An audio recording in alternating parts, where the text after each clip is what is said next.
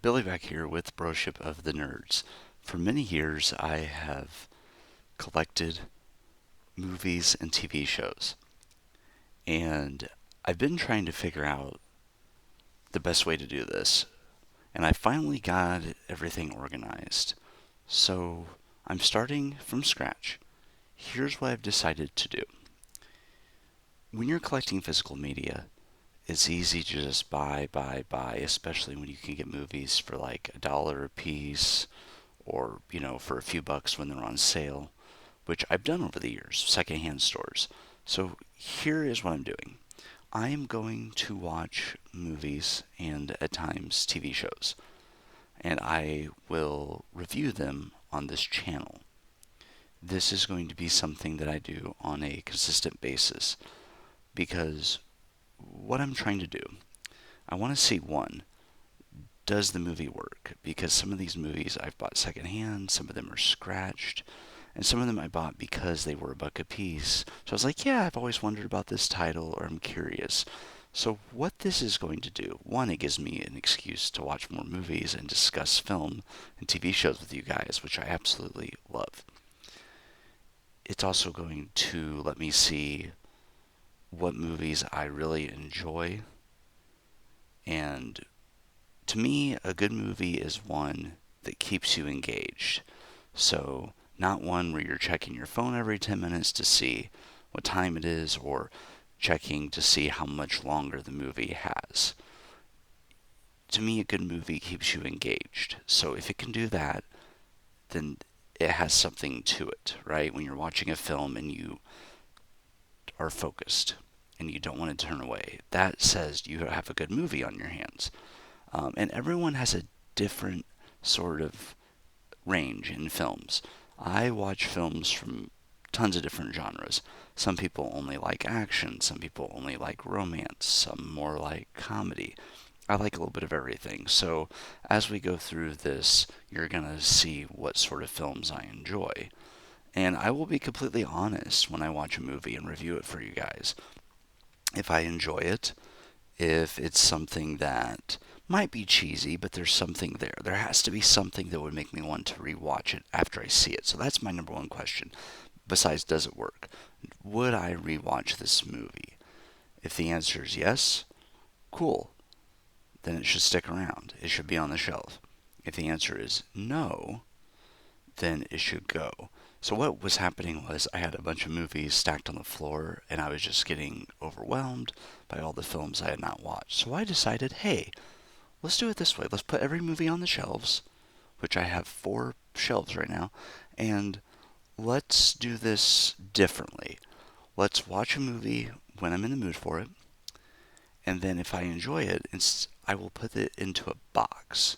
So that way, someday, once I'm ready to get a different apartment or a house, or whatever, the movies that belong in the collection are already ready to go, right? So I'm doing this in a way to where I don't look at the floor and see a bunch of films. It's like, oh, there's movies on the shelves. Let's watch the ones on the shelves and see if I want to keep them or not. So this is film number 1 for this series. And I was in the mood for X-Men. So I sat down tonight and watched X-Men 2000. Hugh Jackman, Sir Patrick Steward, Sir Ian McKellan, Halle Berry. Right? It's a loaded cast, a very loaded cast. Anna Paquin. So we open the film with a young boy whose parents are taken away from them in Poland, 1944. Now, as you know, Magneto, he will become Eric, and we see his ability to bend, manipulate metal. So this movie to me says right away, okay, throughout human history, people have been treated differently because of their race, their religion, where they're from, right? So the Jewish people portrayed in the film, the Holocaust actually happened, right? So people were taken into concentration camps and killed. So they took history and made it part of the film. So throughout time, people have been discriminated against for being a woman, for being black, for being gay. This movie makes you look at that. It questions discrimination, right? Discrimination's wrong, period. Correct. Okay, so let's just agree on that. Discrimination's wrong. So, Eric's background, Magneto, humans have taught him they are always going to do the wrong thing. So he is on the side of mutants should rule the world.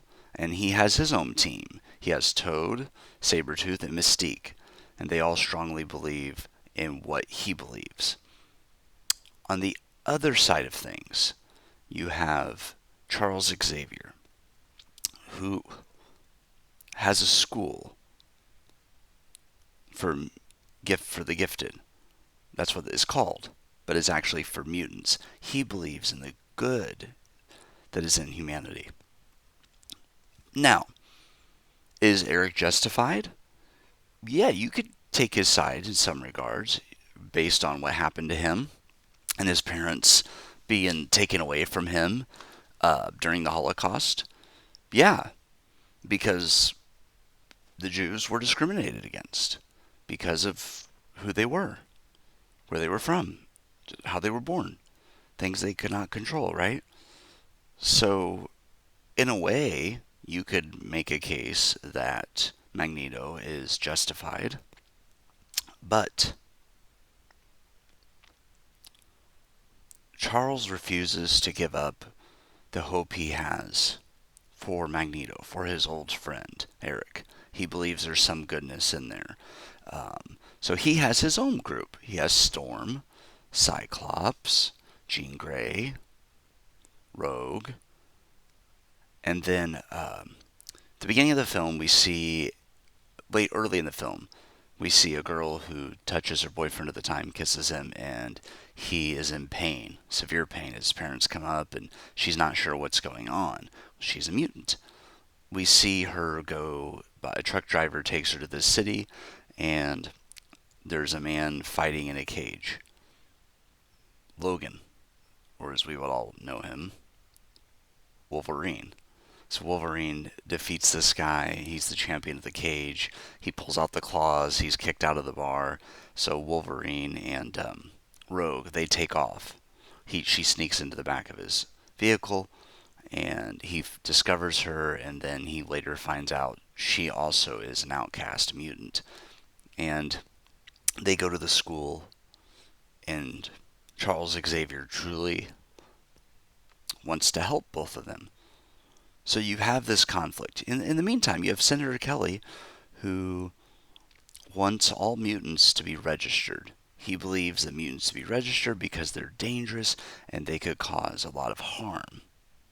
So it's a bunch of different agendas, a bunch of different perspectives, I should say. And mutants and humans don't trust each other. Magneto especially does not trust humans, and he has every right not to. And Xavier wants to trust them. So you have this fight of two sides. In the meantime, they believe that Magneto wants Logan for some reason, and his memories are a haze. So when at one point during the film, Rogue touches Logan because he's having a nightmare after Jean looks into his mind, reads his mind. He starts getting some memories back, and he's having a nightmare. Rogue goes to wake him up, and he puts his claws through her. Now, when she touches him, she's able to take other mutants' powers temporarily, but it could kill them. So Logan's ability heals her, and then he heals, but even he is not immune to Rogue's powers. So Rogue is very powerful.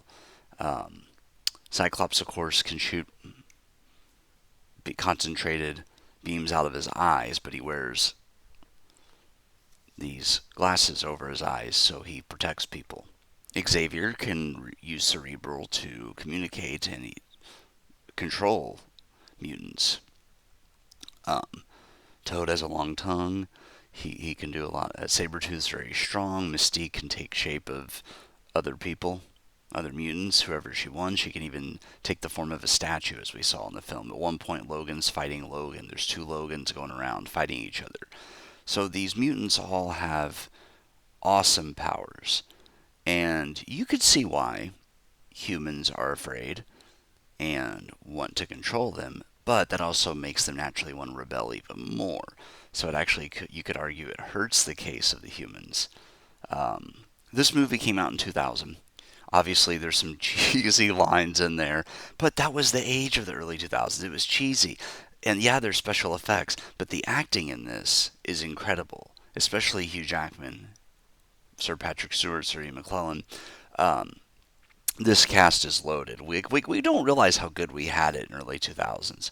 Like, yeah, we had cheesy, but we had great actors fully committed to playing the cheese and playing their characters.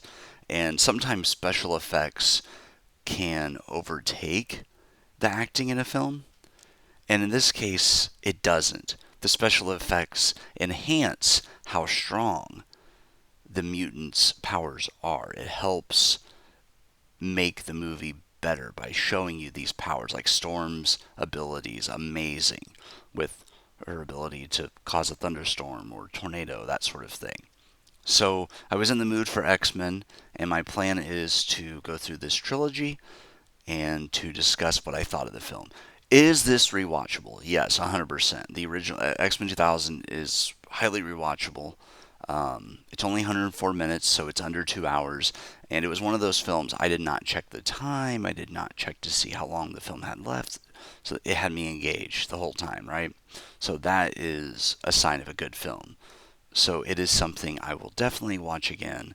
Um, Amazing film, great story, great special effects, great cast. Everything about this film is great.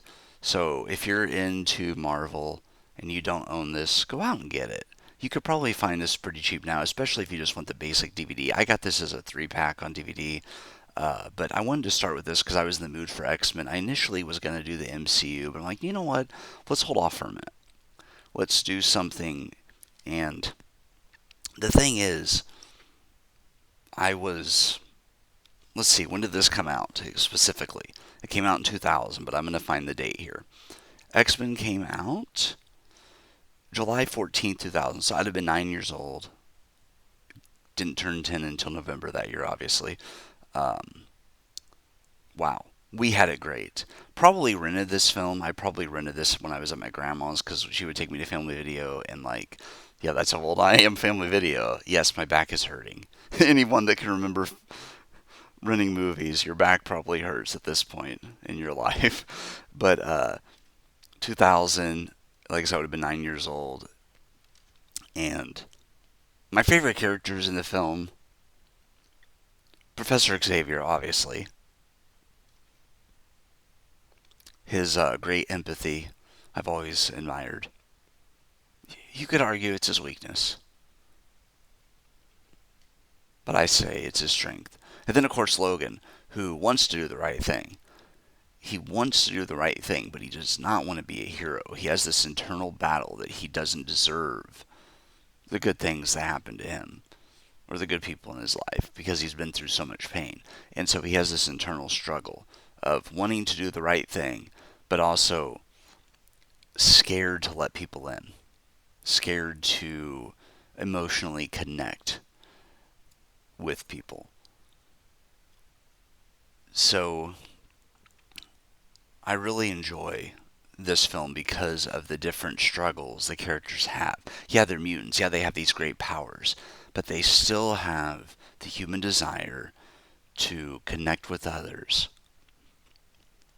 and to have a sense of belonging. So they're scared of the humans because they're painted as monsters. Um, and I think sometimes the feeling of not fitting in is very relatable. That's what makes the X-Men films really good. And yeah, there are things that could be better about this trilogy, and we will get into that. This one's very, very strong. They knew where they were going early on. You know, the very ending scene. Magneto's in prison. He said, "This plastic prison of the humans isn't going to hold me forever." And Xavier says, "I'll be around." And the thing too, I want to mention is Senator Kelly. After he's turned into a mutant from Magneto, and as he's dying, Storm still admits she has some fear of normal people, of humans. But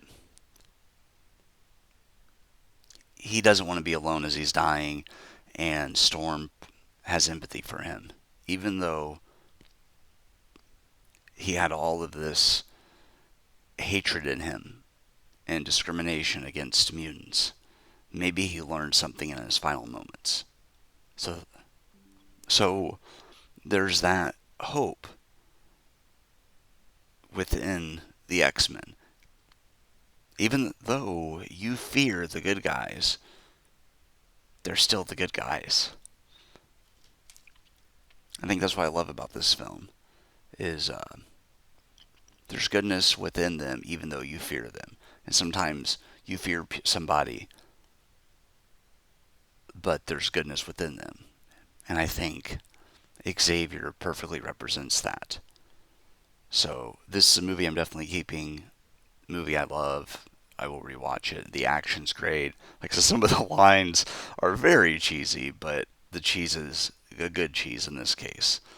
But yeah, guys, I hope you enjoyed this review. This is the style I plan on reviewing from now on, where I sit down and just look at the story, the characters, and what makes it either a good or bad film. And to me, this is a great film. It's not for everybody, not everybody's into superhero films. But to me, a good superhero film makes Marvel as a whole with Stan Lee. You make your characters still humanistic. There's still that side of them that wants what everybody else wants, and I like that. And them fighting for mutant rights, just like today still people fight for rights for certain groups. So this is a very relatable story. But that's all I have for today. I hope you guys enjoyed this X-Men 2000 review. And we will see you with X2, X-Men United, rather soon. Take care.